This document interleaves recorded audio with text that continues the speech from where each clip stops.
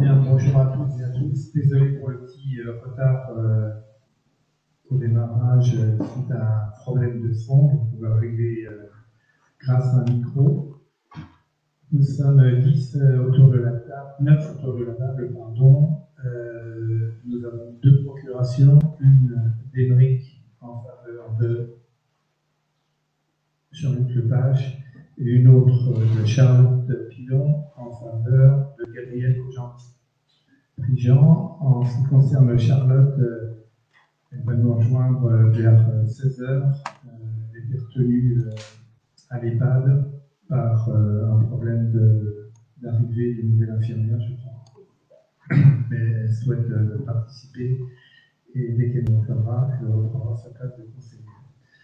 Donc nous pouvons délibérer sans problème. Et concernant le secrétaire de séance, dont l'ordre habituel, ce serait François-Yves Le Thomas. Pardon.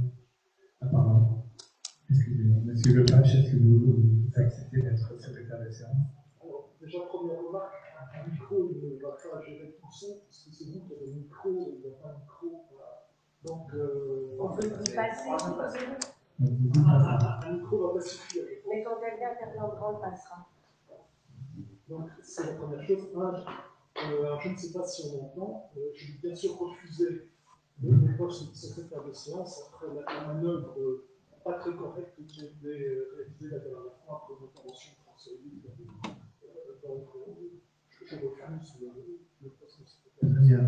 Donc, dans l'ordre suivant, c'est François-Yves Le Thomas qui prendrait le rôle de secrétaire, donc qui est d'accord pour que François-Yves soit secrétaire de la séance d'aujourd'hui. Vote pour. Merci. Donc, François-Yves assurera le secrétariat. On peut commencer à dérouler l'ordre du jour. Le point numéro 1, c'est bien sûr l'approbation du procès-verbal du Conseil municipal du 27 mai 2025.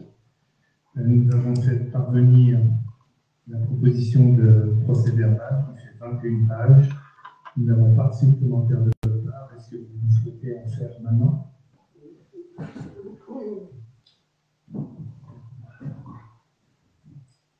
Merci.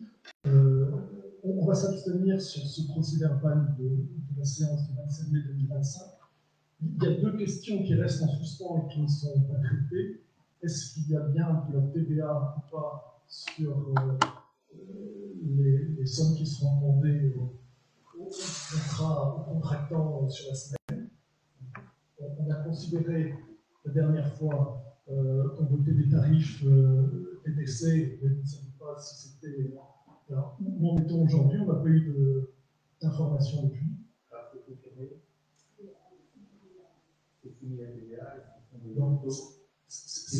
Donc, ma remarque était donc justifiée la dernière fois. Ça veut dire que la remarque consiste à dire on vise un équilibre sur 5 ans, je crois que c'est ce que vous aviez dit. Il y a la TVA entre-temps qui va retarder de moins une année.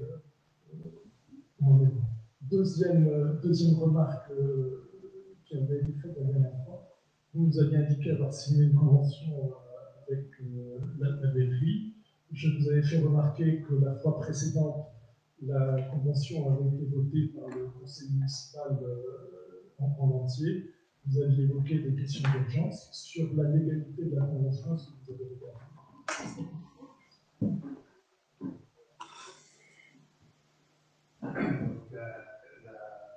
La question, en fait, le tribunal de les intérêts signifie pas la convention de la château. J'entends ça sur l'urgence, mais pour la protection des 2 parties, à la fois la mairie et les vérités de Bréa aussi, est-ce qu'il fallait que le conseil municipal se prononce en posteriori ou pas? On a pas eu de l'égalité. C'est un élément important parce qu'on nous a fait voter d'un an ou deux en conseil municipal sur le sujet. cette fois-ci, on constate dans le conseil municipal. Donc, il y a eu des deux fois où il y avait quelque chose qui n'était pas évident. Voilà. Donc, les deux remarques que nous souhaitons faire. Juste pour une petite précision, je suis allé dehors pour voir si ça fonctionnait le son sur Facebook. On entend, dès qu'on parle au micro, on entend correctement, sans aucun problème. J'ai juste pris quand Jean-Luc Lepage était en train de parler au micro et ça passait parfaitement. Ok, donc on passe au vote. Qui vote pour l'approbation du procès-verbal du conseil municipal du 27 mai? Qui vote pour? Qui s'abstient? Donc le procès-verbal est approuvé par 8 voix pour et 3 abstentions. Le point numéro 2 de l'ordre du jour, c'est l'approbation de la convention de financement de projet Bretagne très haut débit, traité par Mégalis. Donc on a déjà parlé de ce projet d'installation de la fibre. Je vous rappelle que c'est Mégalis Bretagne qui est l'opérateur et qui a pris un groupement Bouygues Énergie et Axione pour faire réaliser les travaux. On a fait un point récemment avec justement Mégalis et Axione. En ce qui concerne l'avancement du projet, les choses se passent plutôt bien. Les études sont terminées, les permis d'aménager ont été déposés, et il y en a un certain nombre. Il faut des permis d'aménager pour installer les armoires de regroupement des différentes fibres. Il faut des permis d'aménager pour les atterrages aussi bien côté Arcos que Bréa. La préfecture pousse énormément pour que toutes ces approbations arrivent en temps et en heure. Les CDNPS ont donné toutes des avis favorables. Donc pour l'instant, les choses sont en place pour que toutes les autorisations nécessaires soient disponibles pour le 22 septembre, qui est la date de démarrage prévue pour l'installation du câble de la fibre entre la pointe de l'Arc-Ouest et la pointe du Gorélan. Bien évidemment, cette pause est sujette à des conditions météo favorables, compte tenu du fait qu'il y a aussi un autre sujet, c'est le courant. La pose du câble est prévue de dérouler sur 2 jours, donc ça c'est assez rapide. Le tracé a été vérifié entièrement par les calendriers pour éviter les zones d'herbier ou les affleurements rocheux. Mais ensuite, il y a une grosse campagne de protection des câbles par installation de coquilles en fonte. Et pour ça, il faut les recevoir.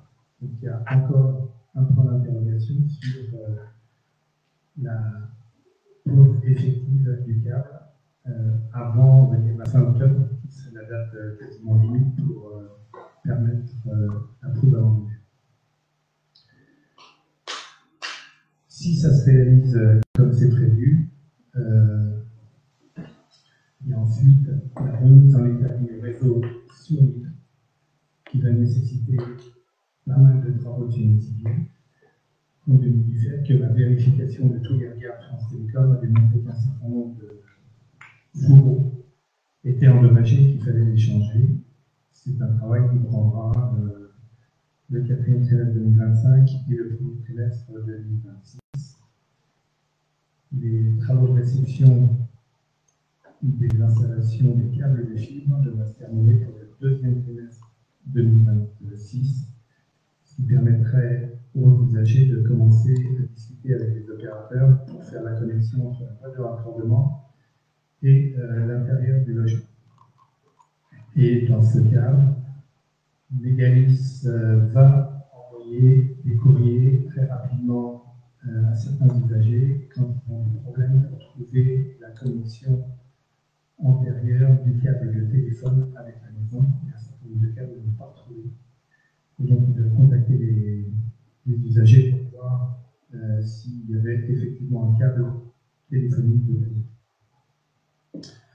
Voilà, je vous rappelle, on avait déjà parlé que dans le cadre de cette installation, qui est financée par des fonds européens, par la région de Bretagne, par les collectivités.